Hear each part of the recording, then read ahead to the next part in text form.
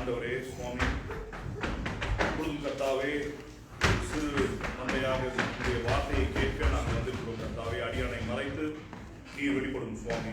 God, cover your servant and let your word go and minister to the people who are listening to this word of our Master. எங்களுடைய வாயின் வார்த்தைகளும் எங்களுடைய இருதயங்களும் தியானங்களும் உமது சமூகத்தில் பிரீதியாக இருப்பதாக. ஆமென்.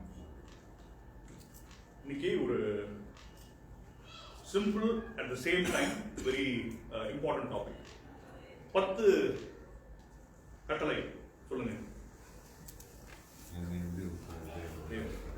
Correct. அடுத்து ஆர்டர் சொன்னீங்கன்னா பாருங்க, இல்லைன்னா பரவாயில்ல. So thou shalt not have any other god other than me.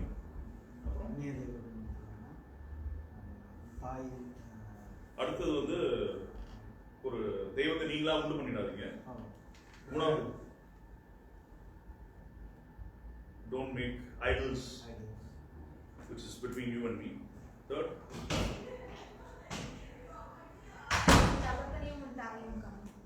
இல்ல ஆர்டர்ல கேக்குறேன். இல்ல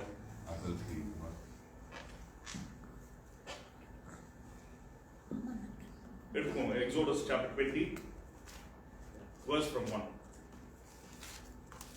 யாத்ராகமம் 20ஆம் அதிகாரம் 1ஆம் வசனத்திலிருந்து நான் படிக்கிறேன். இங்கிலீஷ்ல படிக்கிறேன். Thou shalt have no other god before me. You shall not make for yourself a carved image or any likeness of anything that is in heaven above or in the earth beneath or that is in the water and under the earth. Because God is saying he is a jealous God. அவருக்கு பொறாமை வந்துருமா. 7th verse படிங்க. தமிழ்ல படிங்க.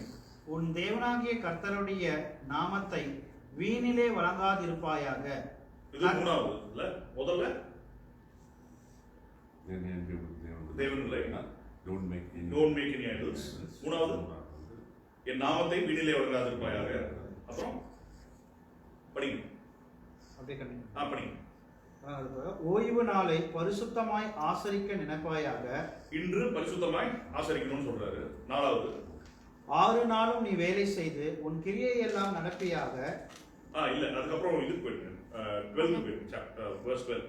உன் தேவனாகிய கர்த்தர் உனக்கு கொடுக்கிற தேசத்திலே. இல்ல 12 தான். honor your father and mother. இல்லையா? அது கொலை செய்யாதிருப்பாயாக. இல்ல அதுக்கு முன்னாடி பாருங்க. 7 நாள் கர்த்தர் 6 நாளை வானத்தில். சரி, 11th லைன் படிங்க. கர்த்தர் 6 நாளைக்குள்ளே வானத்தையும் பூமியையும் சமுத்திரத்தையும் அவைகளுள்ள எல்லாவற்றையும் உண்டாக்கி 7ஆம் நாளிலே ஓய்ந்திருந்தார். ஆகையால் கர்த்தர் ஓய்வு நாளை ஆசீர்வதித்து அதை பரிசுத்தமாக்கினார். உன் தேவனாகிய கர்த்தர் உனக்கு கொடுக்கிற தேசத்திலே உன் நாட்கள் நீடித்திருப்பதற்கு உன் தகப்பனையும் உன் தாயையும் கனம் பண்ணுவாயாக. சோ இது எத்தனாவது? 5வது. அப்புறம் படிங்க. கொலை செய்யாதிருப்பாயாக. 6. விபச்சாரம் செய்யாதிருப்பாயாக. 7. களவு செய்யாதிருப்பாயாக. 8. பிறனுக்கு விரோதமாய் பொய் சாட்சி சொல்லாதிருப்பாயாக. 9. பிறனுடைய வீட்டை இச்சியாதிருப்பாயாக. 10. ஆயிடுச்சா? சோ இத ரெண்டா பிரிச்சுக்கலாம். முதல் 4 வசனம் ஒரு கேட்டகரி, அடுத்த 6 வசனம் ஒரு category. The first 4 verses or 4 commands which God has given Moses or you and me today is split into 2 categories. So the first 4 is one and the other 6 is the next category. ஏன்னு தெரியுமா? முதல் 4 ஏன் வந்து வேற மாதிரி இருக்கு, அடுத்த 6 ஏன் வேற மாதிரி இருக்கு தெரியுதா உங்களுக்கு? ஏதாவது சிமிலாரிட்டிஸ் இருக்கா? அவரை எல்லாமே வேறு தேவன். முதல் 4 வந்து அவரை குறித்தது. ஓகே. மீதி எல்லாமே வந்து நம்மளை குறித்தது. So first 4 is what God is expecting you to do to him. முதல்ல அவருக்கு முன்பாக எந்த ஒரு விக்கிரகத்தையும் வைக்காதீங்கன்றது. எனக்கு பிரியமானவர்களே, இது ரொம்ப ஒரு ஆழமான சத்தியத்தை நம்ம இன்னைக்கு பார்க்க போறோம். I'm going to talk about the 10 commandments which we have listened to 1000 times. ஆயிரக்கணக்கான sermons நம்ம இதை பற்றி கேட்டிருப்போம். ஆனா ஆண்டவர் நான் அதி தீவிரமாக விசுவாசிப்பது இன்னைக்கு உங்களுக்கும் எனக்கும் ஒரு வித்தியாசமான ஒரு ஸ்பெஷலான ஒரு மெசேஜை கன்வே பண்ணுவார்ன்றதை நான் விசுவாசிக்கிறேன். ஸோ முதலாவது, ஆண்டவருக்கு முன்பாக நாம் எப்படி ஒரு விக்கிரகத்தை நாம் வைக்கணும் சொல்லுங்க. How do we keep idols in front of God? முதல்ல எனக்கு என்னை அன்றி வேற தெய்வத்தை வணங்காதுன்ற இல்லையா? அப்படின்னா என்ன? It is a very clear instruction that you shall have no other god other than me. அப்படின்னா என்ன? வேற எந்த, இது வந்து you have to take it in the literal sense. எந்த ஒரு கடவுளையும் நீங்க என்ன தவிர, இயேசு என்ற நாமத்தை தவிர உங்களுக்கு வேற எந்த கடவுளும் இந்த உலகத்தில் கிடையாது. It is a blunt statement. வேற எதுவும் வந்து சாய்ஸ் எல்லாம் கிடையாது. கூடாதுன்னா ஒரு கட்டளை இடுவார். அடுத்தது பாருங்க, அடுத்தது என்ன சொல்றது? சிமிலரா தான் இருக்கும்.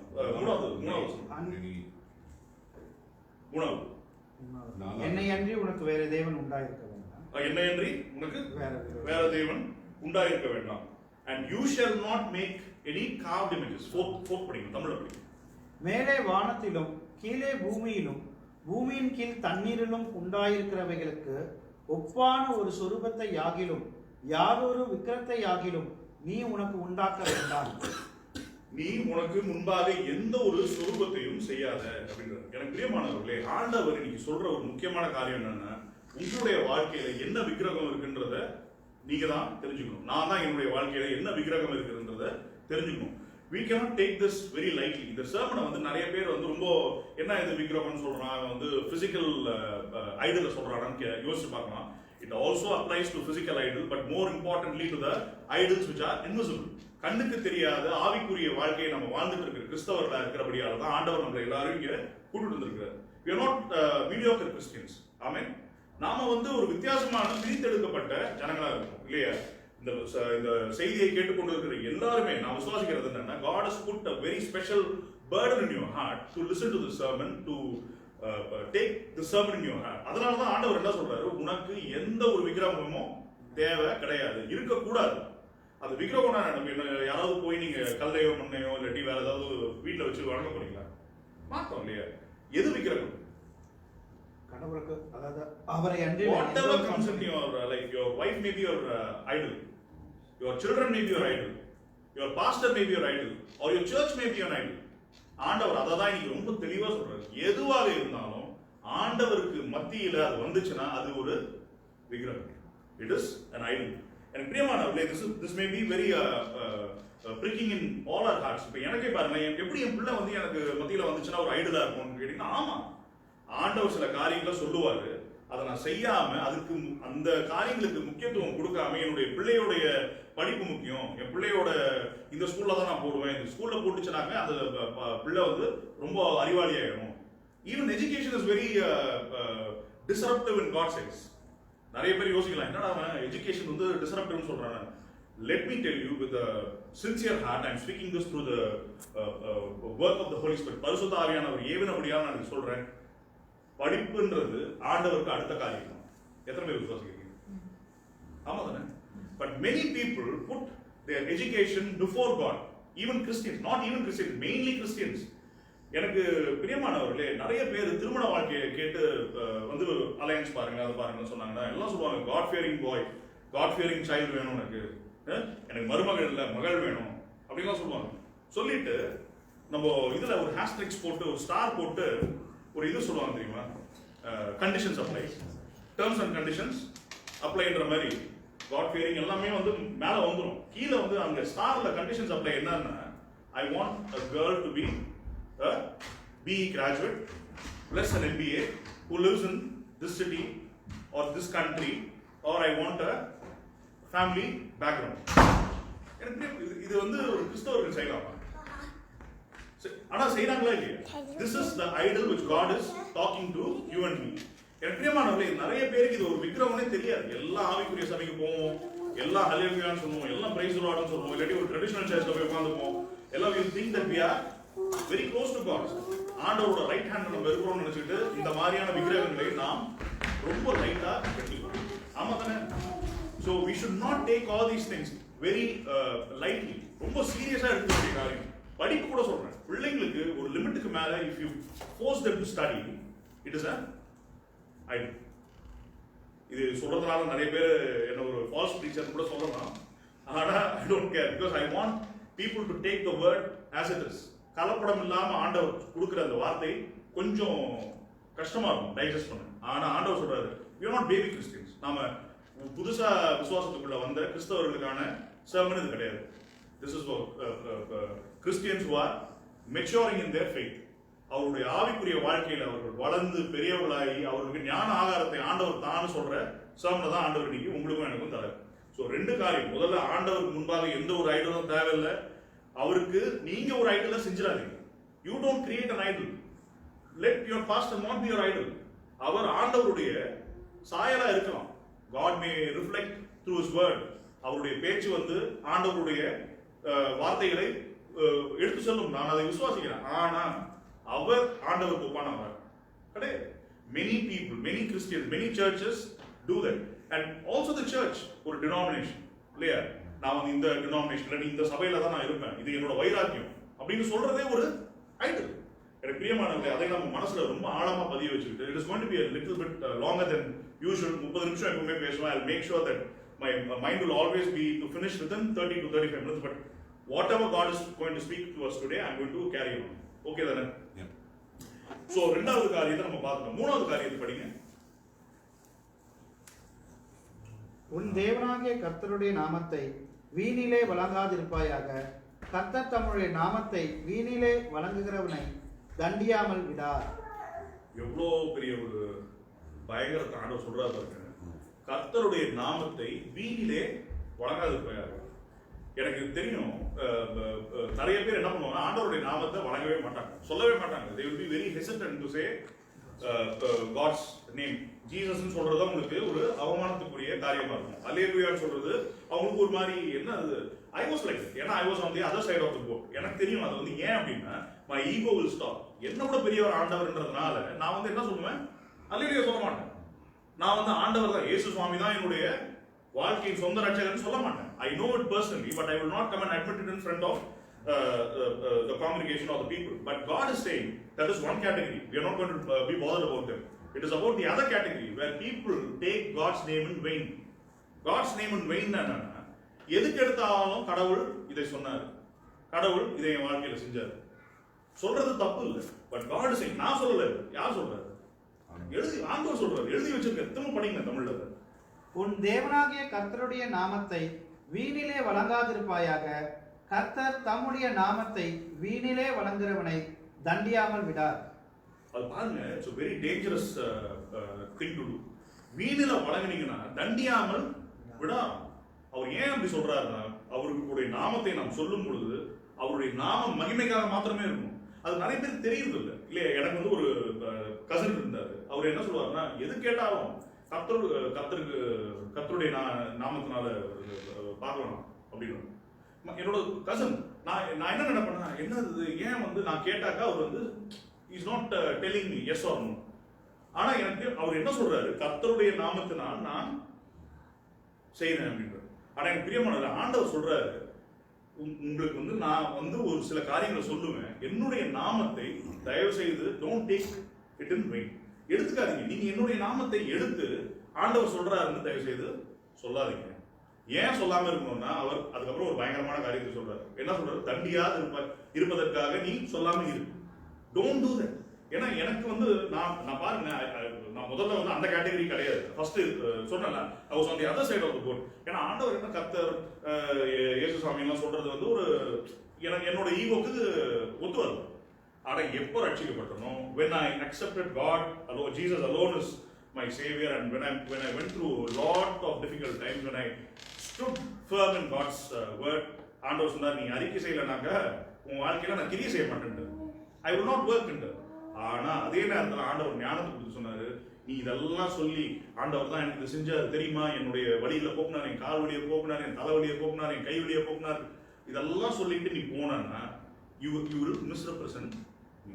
Please don't do that. நீ ஏன் கூட பேசினார் ஆண்டவர். அதை தான் இன்னைக்கு ஆண்டவர் உங்களுடையும் பேசுறாரு. எனக்கு பிரியமானவரே, இதை ரொம்ப ஜாக்கிரதையா இருக்கணும். நிறைய பேர் இதை வந்து பேசவே மாட்டாங்க. நிறைய பாஸ்டர்ஸ் இதை வந்து சொல்ல மாட்டாங்க. நீங்க சொல்லி கேட்டிருக்கீங்களா? Very few people will address this.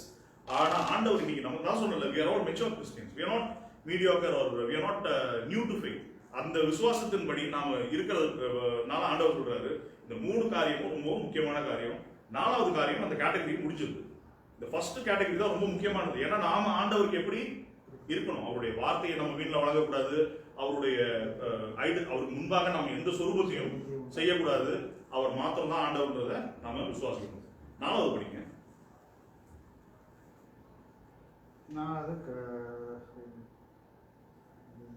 உன் தேவனாகிய கர்த்தர் உனக்கு கொடுக்கிற தேசத்திலே உன் நாட்கள் நீடித்திருப்பதற்கு உன் தகப்பனையும் உன் தாயையும் கனம் பண்ணுவாயாக. ஓய்வு நாள் ஓய்வு நாளை பரிசுத்தமாக ஆசரிக்க நினைப்பாயாக. 6 நாளுக்கு நீ வேலை செய்து உன் கிரியை எல்லாம் நடப்பியாக. 7ஆம் நாளிலே உன் தேவனாகிய கர்த்தருடைய ஓய்வு நாள். அதிலே நீயானாலும் உன் குமாரனானாலும் உன் குமாரத்தியானாலும் உன் வேலைக்காரனானாலும் உன் வேலைக்காரியானாலும் உன் மிருக ஜீவன்களும் உன் வாசல்களில் இருக்கிற அந்நியனானாலும் யாதொரு வேலையும் செய்ய வேண்டாம். யாரெல்லாம் செய்யக்கூடாதான்? உன்னோட அசோசியேட்டா இருக்கு யாருமே செய்ய வேண்டாம். நம்மளோட யார் அசோசியேட் இருக்கு? நம்ம குடும்பம் தான் அசோசியேட் இருக்கு இல்லையா? இந்த மாதிரி நம்ம ஆடு மாடெல்லாம் வச்சு வளர்க்க அந்த பழைய காலத்து மாதிரி நம்ம இல்லை. மாடர்ன் டேஸ்ல என்ன சொல்றாருன்னா, people will say Fridays 7th day, Saturday 7th day, நிறைய பேர் சொல்ல விதவிதமா சொல்றாங்க. ஆனா நாம என்ன விசுவாசிக்கிறோம்? ஒரு நாள் தான் ஓய்வு நாள் இல்லையா? It may be any day. சிலருக்கு மண்டே கூட இருக்கும். I don't know. சிலர் வந்து மண்டே லீவ் போட்டு வீட்டில் நான் சர்ச்சுக்கு போவேன், மண்டே எங்கேயோ சர்ச் இருந்தாலும் போவேன்னு சொன்னா அது ஒரு ஓய்வு நாள். ஆனா ஆண்டவர் என்ன சொல்றாரு? நீ பரிசுத்த வாழ்க்கையை வாழணும், நீ எனக்கு பிரியப்படி வாழணும், பிரியமானபடி வாழணும்னா these are the things which you should do for me. ஓய்வு நாளை ஆசரிக்கிறதுனா என்னன்னா, காலையில எழுந்து நீங்க ஒன்றும் பாருங்க. I know we will be having many difficulties. எழுந்திருக்கவே முடியாது இல்ல. In a cold weather, taking care of children, getting up and coming to church itself is a blessing. எத்தனை பேர் விசுவாசிக்கிறீங்க? ஆமென். வந்து உட்கார்ந்தவருடைய வார்த்தையை கேட்டு அவர் வந்து நல்ல இனிப்பான வார்த்தைகளை கொடுக்காம இருக்கலாம், நல்ல ஒரு செழிப்பான ஆசீர்வாதமான வார்த்தையை கொடுக்காம இருக்கலாம். இருந்தாலும் ஆண்டவர் சொல்றதை கேட்டு வரோம் பாருங்க, அதுதான் ஆண்டவருக்கு கொடுக்குற கணம். அந்த 7th day is special. It is a very special day. அந்த ஓய்வு நாளை நாம எங்க அம்மா ஒரு தடவை சொன்னாங்க எனக்கு. நான் வந்து இந்த ஊருக்கு நியூசிலாந்துக்கு வந்தபோது I used to go and work and all different jobs. இந்த எங்கெல்லாம் சான்ஸ் கிடைக்குதோ வேலை செஞ்சுட்டு இருந்தேன். So I used to go all 7 days to work to make money. I was young, I didn't have a family, single man. அப்படின்ற போது எங்கள் அம்மா சொன்னாங்க, உன்னுடைய வாழ்க்கையில எல்லா ஆசீர்வாதத்தையும் நீ இழந்து போயிடும். ஒரு நாள் ஆண்டவருக்காக நீங்க 6 நாள் என்ன வேணா பண்ணும். The 7th day is for God. Don't take it lightly. நான் அதோட பலனை நான் பார்த்தேன். எனக்கு பிரியமானவர்களே, அதுதான் ஆண்டவர் சொல்றாரு. It is not easy thing to to. நம்ம கோயிலை விட்டு போனோம் என்ன பண்ணுவோம்? போய் எங்கேயாவது ரிலாக்ஸ் பண்றது தப்பு இல்லை. we have to relax, but we have to be in the presence of God. அவருடைய பிரசன்னத்திலேயே இருக்கணும். ஏன்னா நம்ம வேலைக்கு போறோம், அவருடைய பிரசன்னத்தில் இருக்க முடியுமா? முடியாது, கஷ்டம். நம்ம என்ன வேணா சொல்லலாம்ல, நம்ம ஆண்டவரோட ஒரு க்ளோஸ் வாக் வாழ்றோம், I'm having a very close relationship with God ன்னு சொல்லலாம். ஆனா உலகம் நம்மள அப்படி இருக்க கூடாது. கோவம், நமக்கு கோவத்தை மூட்டுவாங்க, நமக்கு பொறாமையை உண்டு பண்ணுவாங்க. ஆனா பரிசுத்த நாளை நாம் ஆசரிச்சோம்னா இது எல்லாத்தையும் ரிஃபைன் பண்ணிட்டு the next 6 days எப்படி ஃபேஸ் பண்ணணும்ன்ற பலத்தை ஆண்டவர் தருவார். எத்தனை பேர் விசுவாசிக்கிறீங்க? ஆமென். சோ இது நாலும் ஒரு category. So these are the very important 4 things which God is telling about how we should relate to him. அடுத்து படிங்களேன். உன் தகப்பனையும் தாயும் 7வது வசனம். உன் தேவனாகிய கர்த்தர் உனக்கு கொடுக்கிற தேசத்திலே உன் நாட்கள் நீடித்திருப்பதற்கும் உன் தகப்பனையும் உன் தாயையும் கனம் பண்ணுவாயாக. தகப்பனையும் தாயும் கனம் பண்ணுவாங்க. எல்லாருமே நம்ம பண்றோம் இல்லையா? ஆனா என்ன பாருங்க, இப்போ this applies to people who are living abroad. ஏன்னா நம்ம இங்க இருந்துட்டு நம்ம கேட்கணும். இது வந்து நான் சொல்றேன், I don't want it to be like a moral teaching. ஏன்னா I don't believe in teaching moral things because we are all adults இல்லையா? ஆனா ஆண்டவர் சொல்றாரு, தகப்பனும் தாயும் கனம் பண்ணுவாங்க. நம்மளால முடிஞ்சது அவங்களோட டெய்லி பேசணும். எத்தனை பேர் பேசுறோம்? எல்லாரும் பேசுவோம். அவங்களோட அன்பா இருக்கணும். ஏன்னா கஷ்டம். ஏன்னா இது this is a command, this is not a choice. ஆண்டவர் செஞ்சா செய்யாட்டி விட்டுருன்னு சொல்ல. முதல் 4 காரியங்கள் எனக்காக செய், மிச்சதெல்லாம் அந்த உலகத்துக்காக செய். உனக்கு கொடுத்துருக்கிற இதெல்லாம் ஆசீர்வாதங்கள். பேரண்ட்ஸ் ஆர் a blessing இல்லையா? அம்மா அப்பா இருக்கிறது ஒரு பெரிய ஆசீர்வாதம். எத்தனை பேருக்கு இல்லாம இருக்கிறாங்க சொல்லுங்க? அதனால அவங்க உயிரோடு இருக்கும் பொழுது அவங்களை கனம் பண்ணீங்கன்னா என்ன பண்ணுவாங்கன்னா, நீங்க இருக்கிற தேசத்துல உங்களை ஆசீர்வதிப்பாங்க. It is a confirmed thing. If you respect your parents, if you treat them with love, at any cost. உலகம் உங்களை வந்து ஏதாவது சொல்லலாம், என்னடா இவ்வளோ பெரிய பையனா ஆயிட்டான், இன்னும் அப்பா அம்மா பேச்சை கேட்டுட்டு இருக்கான் சொல்லுவாங்க இல்லையா? But don't have to worry about it because God is saying this. ஆண்டவர் சொல்றாரு, நான் செய்வேன். அதை நம்ம செஞ்சோம்னா அதன் பலனை நாம இருக்கிற தேசத்திலேயே நாம் அனுபவிப்போம். அப்புறம் அடுத்து படிங்க. கொலை செய்யாதிருப்பாயாக, படிச்சுட்டு விபச்சாரம் செய்யாதிருப்பாயாக, களவு செய்யாதிருப்பாயாக, பிறனுக்கு விரோதமாய் பொய் சாட்சி சொல்லாதிருப்பாயாக, பிறனுடைய வீட்டை இச்சியாதிருப்பாயாக. இப்போ 9 வரைக்கும் பார்க்கணும். 10வதும் என்ன அதையும் படிச்சு முடிச்சிருங்க. பிறனுடைய வீட்டை இச்சியாதிருப்பாயாக. பிறனுடைய மனைவியையும் அவனுடைய வேலைக்காரனையும் அவனுடைய வேலைக்காரியையும் அவனுடைய எருதையும் அவனுடைய கழுதையையும் பின்னும் பிறனுக்குள்ள யாதொன்றையும் இச்சியாதிருப்பாயாக என்றார். ஓகே. ஸோ இது இன்னும் லைட்டர் இது நம்ம எடுக்க வேண்டாம். இது ஆண்டவர் சொல்றாரு. நீங்க கொலை பண்ணிருக்கீங்களா? நீங்க? நான் பண்ணியிருக்கேன், நிறைய தடவை பண்ணியிருக்கேன். எப்படி பண்ணியிருக்கேன்? When we use எப்படி ஹர்ட் பண்ண முடியும் சார்? எப்படி பண்ணுவீங்க நீங்க? உங்களோட பேச்சோ செய்கைகளோ, மெயின்லி பேச்சு இல்லையா? The words are so powerful. அதான் சொல்றாரு இல்லையா, வார்த்தை தேவனாய் இருந்தது, வார்த்தை தேவனிடத்தில் இருந்தது, அந்த வார்த்தையை மாம்சமாய் உங்களுக்கும் எனக்கும் வந்திருக்கிறாங்க. அப்ப the word has got so much power. போன வாரம் நம்ம என்ன பார்த்தோம்? அத்தாரிட்டி பத்தி பார்த்தோம். And the authority is from where? The name of Jesus. இயேசு சுவாமின்ற அந்த வார்த்தைக்கு தான் பவர் உண்டு. The word of God says clearly, I didn't say that. வார்த்தை, ஆண்டவருடைய வார்த்தை என்ன சொல்றாரு? இயேசு என்ற நாமத்துக்கு அவ்வளவு ஒரு வல்லமை உண்டுன்றதை நம்ம பார்த்தோம். அதே வார்த்தையை வச்சு நம்ம ஆண்டவர் அறிக்கை பண்ணிட்டு டக்குன்னு ஒரு light word, not even being provoked. எத்தனை விதத்தை நம்ம பண்ணிருக்கோம் இல்லையா? அதை தான் ஆண்டவர் கொலைன்னு சொல்றாரு. ஸோ நீங்க கொலை பண்ணிருக்கீங்களா? நீங்க அப்ப எல்லாரும் பண்ணிருக்கோம் இல்லையா? It is not going and doing a physical murder. எல்லாரும் including me, we murder people every day. அவன் இப்படி அவன் செய்யறான், பத்தியா அவன் திருட்டு பையன், அவன் இது பண்றான். ஆண்டவர் அதெல்லாம் கேட்டுட்டு இருக்காரு. Is a silent listener. ஆசீர்வாதத்தை எல்லாம் ஹோல்ட் பண்ணி வச்சிருவார். உங்களுக்கு வர வேண்டிய ஹீலிங்கை டிலே பண்ணுவார். உங்களுக்கு வர வேண்டிய சமாதானத்தை கொஞ்சம் தள்ளி வைப்பார். ஏன்னா அவர் உங்களை ரொம்ப நேசிக்கிறாரு, உங்களுடைய ரிஃபைனிங்கை அவர் விரும்புகிறார். So let us not do this again. எது கொலை பண்றது? கொலை பண்ண வார்த்தைகளால நம்மளுடைய செய்கைகளை ரொம்ப ஃபியூ தான் நம்ம பண்றோம். செய்கைகளை என்ன பண்ணுவோம்னு சொன்னா, யாராவது ஹெல்ப் கேட்டா செய்யாம இருக்கிறது இல்ல, அந்த மாதிரியான காரியங்கள் it is coming naturally. But words R the most important thing which we easily go and kill other people. அடுத்தவங்களோட ரெப்புடேஷன். ஒரு சும்மா பேச்சு சொல்றேன், அவன் அந்த சர்ச்சா, ஐயோ அவன் அப்படிப்பா, அவ்வளவுதான், ஃபினிஷ்டு. யூ டோன்ட், நீங்க போய் இந்த மிஷன் எடுத்து சொல்லுவா போறீங்க, முடிஞ்சு போச்சு அவங்க கதை, அதோட finish. we brand a church or a group and say இவனுங்கெல்லாம் அப்படிதான் அப்படின்னு சொல்லிட்டு போயிட்டே இருக்கணும். கொலை செய்து முடித்து தண்டனை இல்லைன்னு நம்ம போறோம். ஆனா ஆண்டவர் என்ன சொல்றாரு? இதுக்கப்புறம் ஒரு பயங்கரத்தை கடைசியில் சொல்றாரு. ஏன் எப்படின்றத நான் சொல்றேன். அதெல்லாம் சொல்லி முடிச்ச பிறகு ஜனங்க பயப்படுவாங்க, சொல்லுவாங்க, நீ ஆண்டவரை என்கிட்ட பேச சொல்லாத. யார்கிட்ட சொல்லுவாங்க? மோசே கிட்ட சொல்லுவாங்க. இடியும் மின்னலும் முடியும். அந்த இதெல்லாம் சொல்லிட்டு அந்த சாப்டர் 10 commandments கொடுத்த பிறகு ஆண்டவர் வெளிப்படுவார். he will manifest to the people. அப்போ மோசே கிட்ட போய் நம்ம சொல்லுவாங்க, அப்பா நீ எங்ககிட்ட ஆண்டவரை தயவுசெய்து டைரக்டா பேச சொல்லாத, நீயே எங்களுக்கு பேசு அப்படின்னு. அந்த மாதிரியான ஒரு பயங்கரத்தையும் ஆண்டவர் நமக்கு எச்சரிக்கையாய் தரார். அடுத்தது என்ன சொல்றாரு? do not commit adultery. இதை பத்தி சொல்ல வேண்டிய அவசியமே இல்லை. It is a literal thing. adultery உடனே நம்ம வேற எதையும் எடுத்துக்கோனா, it is, I don't have to explain. So do not commit adultery. அடுத்தது you shall not steal. திருடுறதுன்னா என்ன? நீங்க திருடுவீங்களா?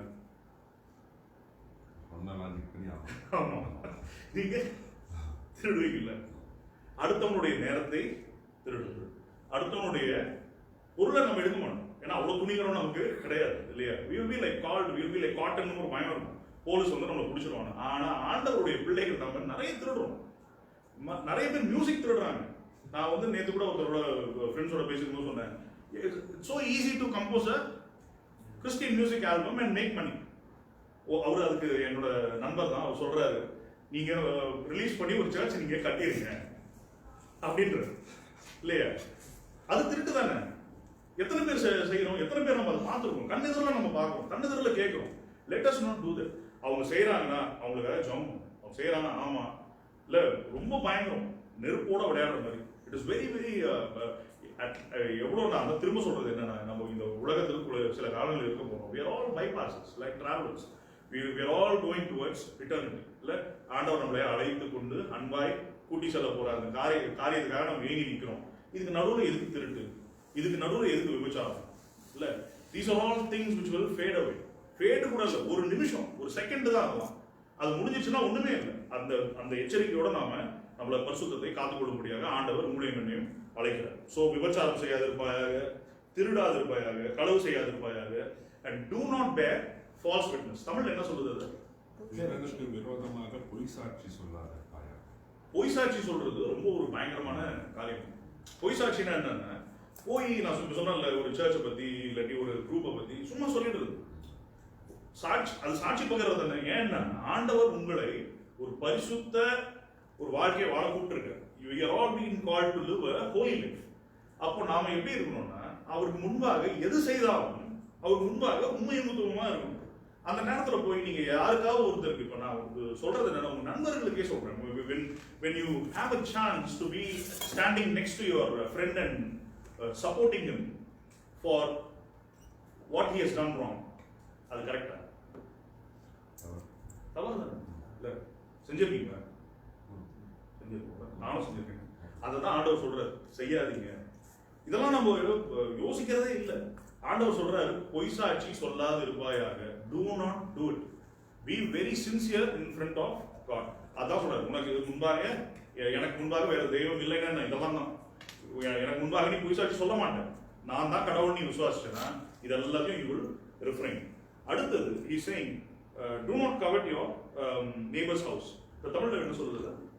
பிறனுடைய வீட்டை இச்சியாதிருப்பாயாக. படிங்க. பிறனுடைய மனைவியையும் அவனுடைய வேலைக்காரனையும் அவனுடைய வேலைக்காரியையும் அவனுடைய எருதையும் அவனுடைய கழுதையும் பின்னும் பிறனுக்குள்ள யாதொன்றையும் இச்சியாதிருப்பாயாக என்றார். அப்படின்னா என்ன?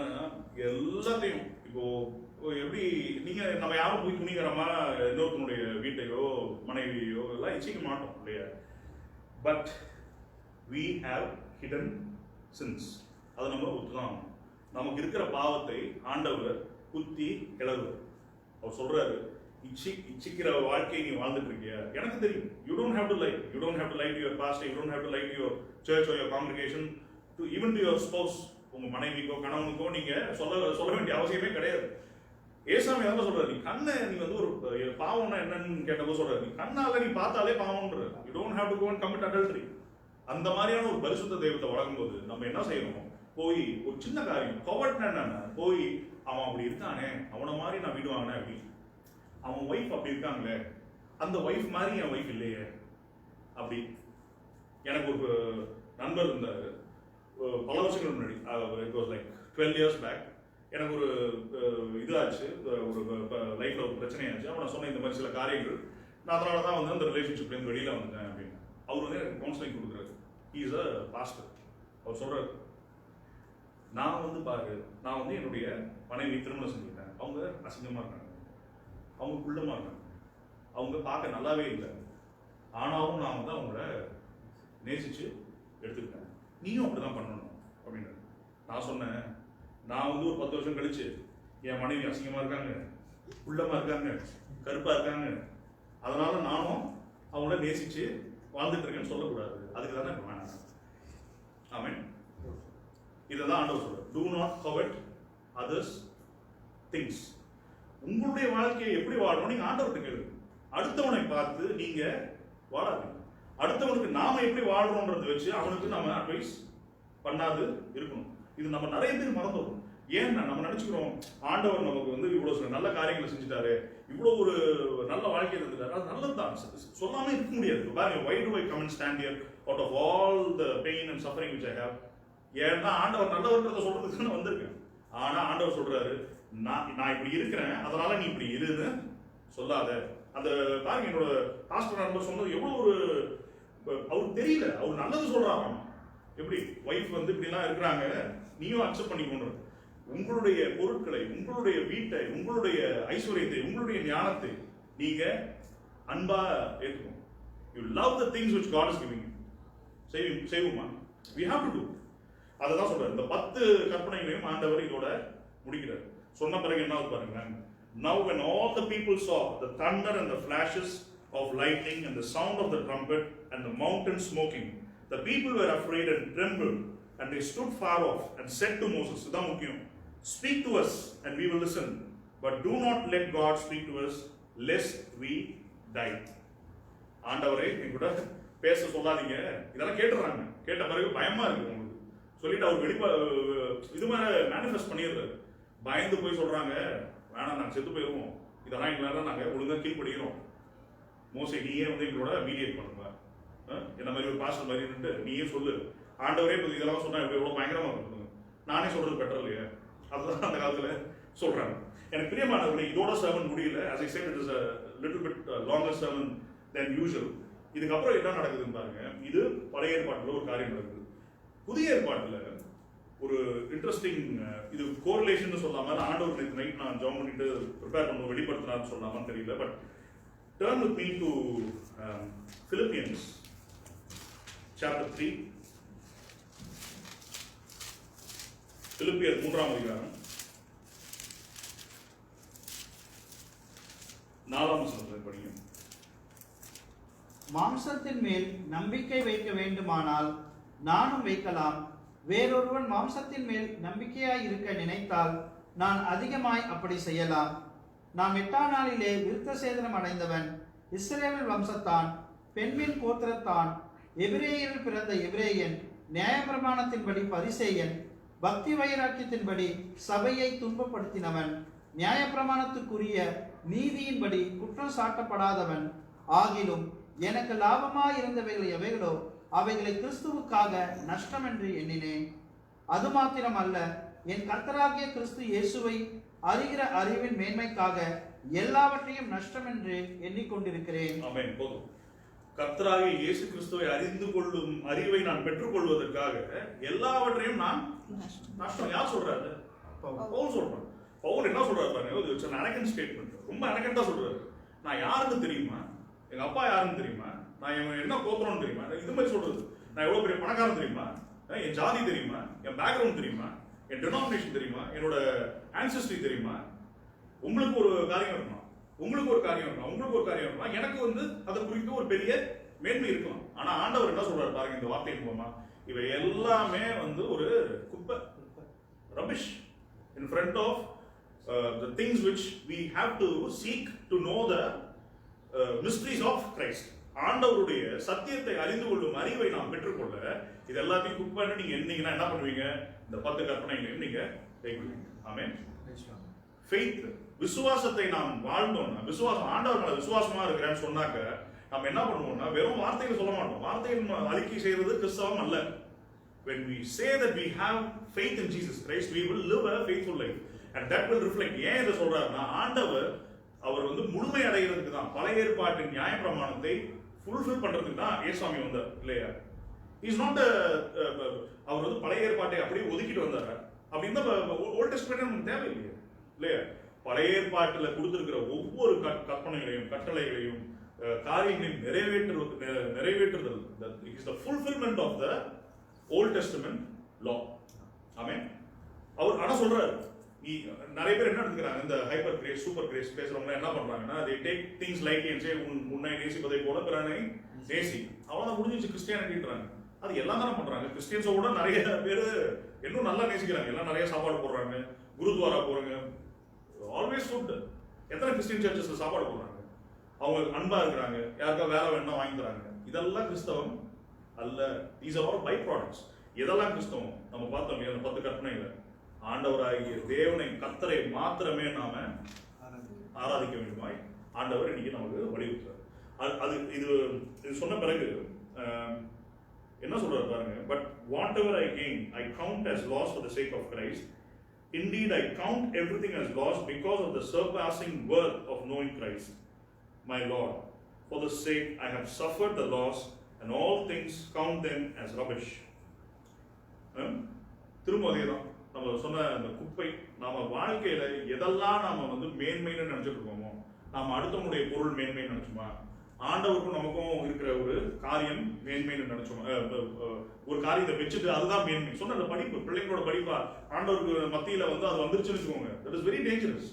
படிக்கலாம், அவன் டாக்டர் ஆகலாம், இன்ஜினியர் ஆகலாம், there is nothing wrong for them to progress is very important in this world. ஆனா அதே ஆண்டவரை அறியும் அறிவை காட்டிலும் மேன்மைன்னு நீங்க நினைச்சீங்கன்னா எல்லாமே குப்பையாயிடும். நீங்க அதெல்லாம் குப்பைன்னு நினைச்சீங்கன்னா உங்களுடைய வாழ்க்கை மேன்மையா இருக்கும். அண்ட் இது ஏன் இதை வந்து ஆண்டவர் சொல்றாருன்றதுக்கு நான் சொல்றேன். உங்களையும் என்னையும் ஒரு வெரி ஸ்பெசிபிக் அழைப்புக்காக அழைச்சிருக்காரு. யாரெல்லாம் பாக்குறீங்களோ எல்லாத்துக்குமே. ஏன்னா நான் சொன்னேன், இது வந்து not for people who are child Christians, குழந்தை கிறிஸ்தவர்களுக்கு அல்ல, இது mature கிறிஸ்டியன்ஸ்க்கு. we are living in end times. ஆண்டவர் ஒரு சிலரை தேர்ந்தெடுத்து அவருடைய அழைப்பை பூர்த்தி செய்வார். he's got a bigger purpose to fulfill in this world. எல்லாரையும் வந்து ஒரு பர்பஸ்க்காக கொடுத்திருக்காரு. you may have a specific purpose, but it will work for the bigger purpose of God. ஆண்டவருடைய பெரிய திட்டத்தை பூர்த்தி செய்வதற்காக தான் நம்மளை இங்க கூட்டு வந்திருக்கு. அதுக்கு தான் இட்ஸ் a reminder. பாருங்க, 10 கற்பனை கேட்டோன்னே யாருமே, இன்க்ளூடிங் மீ, எனக்கே தெரியல. டக்குன்னு வரணும் இல்லையா? வந்துச்சா வரல, மறந்துடுவோம். ஏன்னா we are so engrossed in our daily lives. அது நான் தப்பே சொல்ல மாட்டேன். உலகம் நம்மள அப்படி ஆக்கி வச்சிருக்கு இல்லையா? ஓடுறோம், ஒடியாடுறோம், உட்காரோம், எதுக்கு போறோம், எதுக்கு வேலைக்கு போறோம்னே தெரியறது இல்லை. சாப்பிடாம வேலை செய்யணும், கடைசியில வியாதி வந்து என்ன சொல்லுவோம், ஐயோ எனக்கு வியாதி வந்துச்சு. But that is not what God wants us to live. He wants us to live a life at peace. அவருடைய சமாதானத்தை விரும்புற உங்களுடைய வாழ்க்கையிலும் தர ஒரு விரும்புற. கடைசியாக ஆண்டவர் வந்து ஒரு அருமையான ஒரு கதையை சொல்லி முடிக்கிறார். பேரபிள். ஒரு எப்பவுமே பாத்தீங்கன்னா இந்த 6 வாரங்கள் தொடர்ந்து ஒரு பேரபிளை சொல்லி தான் ஆண்டவர் என்னுடைய எக்ஸாம்பிளை முடிக்க சொல்றாரு. மத்தேயு 21ஆம் அதிகாரம் 33ஆம் வசனத்தை படிங்க.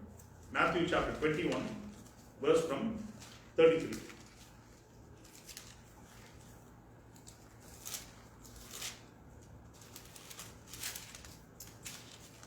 வேறொரு ஓமையை கேளுங்கள்.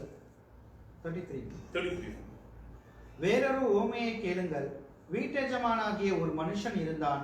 அவன் ஒரு திராட்சை தோட்டத்தை உண்டாக்கி அதை சுற்றிலும் வேலி அடைத்து அதில் ஒரு ஆலையை நாட்டி கோபுரத்தையும் கட்டி தோட்டக்காரருக்கு அதை குத்தகையாக விட்டு புறதேசத்துக்கு போயிருந்தான். கனிகாலம் சமீபித்த போது அதன் கனிகளை வாங்கி கொண்டு வரும்படி தன் ஊழியக்காரரை தோட்டக்காரரிடத்தில் அனுப்பினான். தோட்டக்காரர் அந்த ஊழியக்காரனை பிடித்து ஒருவனை அடித்து ஒருவனை கொலை செய்து ஒருவனை கல்லெறிந்து கொன்றார்கள். பின்னும் அவன் முந்தினவர்களிலும் அதிகமான வேறொரு ஊழியக்காரரை அனுப்பினான். அவர்களையும் அப்படியே செய்தார்கள். கடைசியிலே அவன் என் குமாரனுக்கு அஞ்சுவார்கள் என்று சொல்லி தன் குமாரனை அவரிடத்தில் அனுப்பினான். தோட்டக்காரர் குமாரனை கண்டபோது, இவன் சுதந்திரவாளி, இவனை கொன்று இவன் சுதந்திரத்தை கட்டிக்கொள்வோம் வாருங்கள் என்று ஒருவரோடொருவர் சொல்லிக்கொண்டு அவனையும் பிடித்து திராட்சை தோட்டத்துக்கு புறம்பே தள்ளி கொலை செய்தார்கள். அப்படி இருக்க திராட்சை தோட்டத்தின் எஜமான் வரும்போது அந்த தோட்டக்காரரை என்ன செய்வான் என்று கேட்டார். அதற்கு அவர்கள், அந்த கொடியரை கொடுமையாய் அழித்து ஏற்ற காலத்தில் தனக்கு கனிகளை கொடுக்கத்தக்க வேறொரு தோட்டக்காரிடத்தில் திராட்சை தோட்டத்தை குத்தகையாக கொடுப்பான் என்றார்கள்.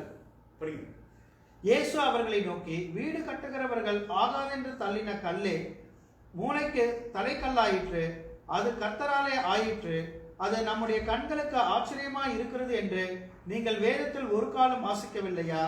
ஆகையால் தேவனுடைய ராஜ்யம் உங்களிடத்திலிருந்து நீக்கப்பட்டு அதற்கேற்ற கனிகளை தருகிற ஜனங்களுக்கு கொடுக்கப்படும். இந்த கல்லின் மேல் விழுகிறவன் நொறுக்கி போவான், இது எவன் மேல் விழுமோ அவனை நசுக்கி போடும் என்று நான் உங்களுக்கு சொல்லுகிறேன் என்றார். பிரதான ஆசாரியரும் பரிசேயரும் அவருடைய ஓமைகளை கேட்டு தங்களை குறித்து சொல்லுகிறார் என்று அறிந்து அவரை பிடிக்க வகை தேடினார்கள். ஆகினும் ஜனங்கள் அவரை தீர்க்கதரிசி என்று எண்ணினபடியினால் அவர்களுக்கு பயந்திருந்தார்கள். ஆமென்.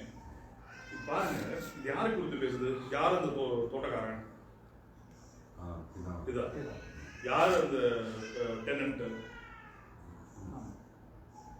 சபை. நம்ம சர்ச், பிசிக்கல் சர்ச் எடுத்துக்கலாம், இல்லாட்டி ஒரு கூடுகை எடுத்துக்கலாம். யார் அந்த வேலையாட்கள், அனுப்பின வேலையாட்கள்? ஊழியக்காரங்க, தீர்க்கதரிசிகள், என்ன மாதிரி பாஸ்டர்ஸ், இவங்களெல்லாம் அனுப்புறாரு. அவர் சொல்றாரு பாருங்க, முதல்ல ஒரு ஆள் அனுப்புறாரு, போய் இந்த இதெல்லாம் வாங்கிட்டு வராங்க. என்ன பண்ணிடுறாங்க? கொண்டுடுறாங்க. 2வது பேரை அனுப்புறாரு, கொண்டுடுறாங்க. 3வது தன்னுடைய சொந்த பையனை அனாயிண்ட் பண்ணி அனுப்புறாரு, போய் செய்ய. இந்த என்னது, என்னுடைய ஆட்டு மந்தையை சேர், பரலோக ராஜ்யத்தில் எல்லாரையும் கூட்டு போறதுக்கு தானே இந்த காரியங்கள்லாம் சொல்றாரு ஆண்டவர். செய்கின்றார். அவனையும் கொலை செய்யறான். அப்போ ஆண்டவர் கேட்கிறாரு, நான் வந்து இப்போ என்ன பண்ணணும்?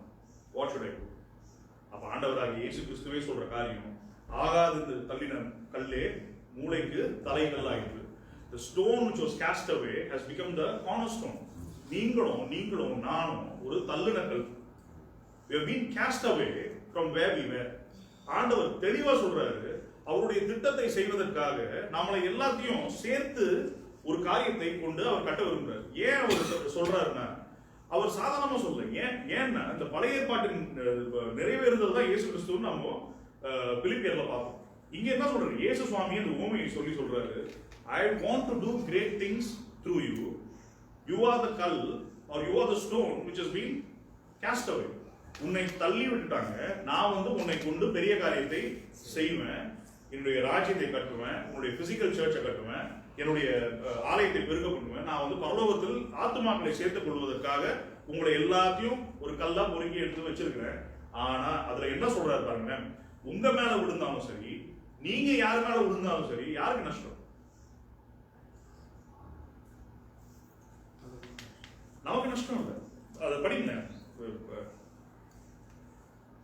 வீடு கட்டுகிறவர்கள் ஆகாதென்று தள்ளின கல்லை முளைக்கு தலைக்கல்லாயிற்று, அது கர்த்தராலே ஆயிற்று, அது நம்முடைய கண்களுக்கு ஆச்சரியமாய் இருக்கிறது என்று நீங்கள் வேதத்தில் ஒரு காலம் வாசிக்கவில்லையா? ஆகையால் தேவனுடைய ராஜ்யம் உங்களிடத்திலிருந்து நீக்கப்பட்டு அதை கேட்ட கனிகளை தருகிற ஜனங்களுக்கு கொடுக்கப்படும்.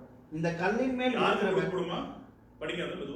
ஆகையால் தேவனுடைய ராஜ்யம் உங்களிடத்திலிருந்து நீக்கப்பட்டு அதை கேட்ட கனிகளை தருகிற ஜனங்களுக்கு கொடுக்கப்படும். யாருக்கிட்ட இருந்து எடுத்து வரான்? யாரு ஆண்டவருக்கு பிரியமா இல்லையோ, யாரு இந்த 10 கட்டளைகளை கீழ்ப்படியலையோ, யாரு இயேசுசாமி சொன்ன வார்த்தையை கீழ்ப்படியலையோ, எந்த சர்ச் கேட்கலையோ, எந்த பாஸ்டர் கேட்கலையோ, அவங்க கிட்ட இருந்து எடுத்துட்டு வரான். எடுத்துட்டு என்ன பண்ணுவான்? கனி கொடுக்கிறவர்கிட்ட கொடுத்துருவாங்க.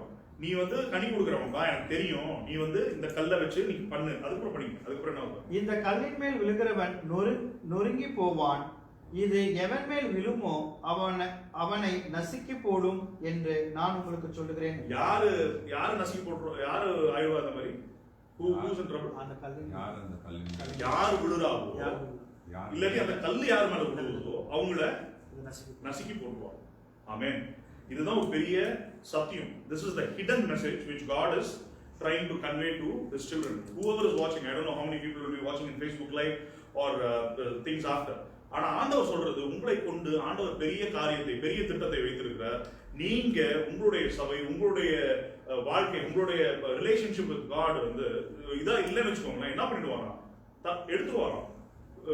உங்களை என்ன சொல்றேன்னா, அவருக்கு தேவையான கல்லை அவர் கொண்டு அவருடைய ராஜ்யத்தை கட்டுவார். அப்படி கட்டும் போது என்ன ஆகும்னா, பரிசுத்த ஆவியானவர் உங்கள் மேல இருப்பார். பரிசுத்த ஆவியானவர் உங்கள் மேல இருந்தாருன்னா என்ன ஆகும்னா, யார் உங்களை மோதினாலும் யாருக்கு நஷ்டம்? அவங்களுக்கு தான் நஷ்டம். உங்களுக்கு நஷ்டம் கிடையாது. நீங்க போய் அவங்க மேல மோதினா யாருக்கு நஷ்டம்? அவங்களுக்கு தான் நஷ்டம், நமக்கு கிடையாது. But for that you need to possess the gift of the Holy Spirit. You need to be anointed. You need to be filled with God's holiness. அது இருக்கிறது கஷ்டம் தான். அதுக்கு தான் ஆண்டவர் சொல்றாரு, 6 நாள் நீ கஷ்டப்படுற, 6 நாள் உன்னால இருக்க முடியல, ஒரு நாள், just one day பரிசுத்த நாளா ஆசை. எனக்கு முன்பாக வேற எந்த தெய்வத்தையும் வைக்காது, தகவனையும் தாயையும் கணவன் போய் என்னுடைய நாமத்தை வீணுல வழங்காது, போய் நான் கொலை செய்யாது, போய் அடுத்தவங்களை பத்தி பேசாது, அடுத்தவங்களுடைய ரெப்புடேஷனை கெடுக்காது. இதெல்லாம் செய்யறது ஈஸியா கஷ்டம்? கஷ்டம் தானே? கஷ்டம், ரொம்ப கஷ்டம். ஏன்னா இதெல்லாம் நம்ம ஒரு பாவம்னே தெரியாம செஞ்சுட்டு இருக்கோம். நம்ம நினைச்சு கொலை பண்ணா, நான் தான் கொலை பண்ணலையே, நான் தான் போய் யாருடைய மனைவியும் நான் நேசிக்கலையே. ஆனா போய் என்ன பண்றது? எல்லாத்தையும் பண்றது, செஞ்சுட்டு கடைசியில நான் மேலோட்டமா பாத்தீங்கன்னா செய்யாத மாதிரி. ஆனா அதான் சொல்றாரு, ஆகாதென்று தள்ளின கல்லே, வீண் வார்த்தையை பேசிட்டு இருக்கிற காரியங்கள் உள்ள மனிதனை ஆண்டவர் வெறுக்கிறார். அவர் சொல்றாரு, நீ you are a precious stone to me. If you want to be used by God, just submit to me. ஏசாமி அதான் சொல்றாரு. என்ன சொல்றாரு பாருங்க, பிலிப்பியர்ல என்ன சொன்னாரு? பிலிப்பியர்ல என்ன சொன்னாரு? எல்லாமே குப்பை, வேஸ்ட், ரபிஷ்னு நீங்க சொல்லி, ஆண்டவர் தான் எல்லாம், நீங்க தான் சாமின்னு சொன்னீங்கன்னா உங்களை கொண்டு, என்னை கொண்டு, நம்மை கொண்டு பெரிய காரியத்தை ஆண்டவர் செய்வார்.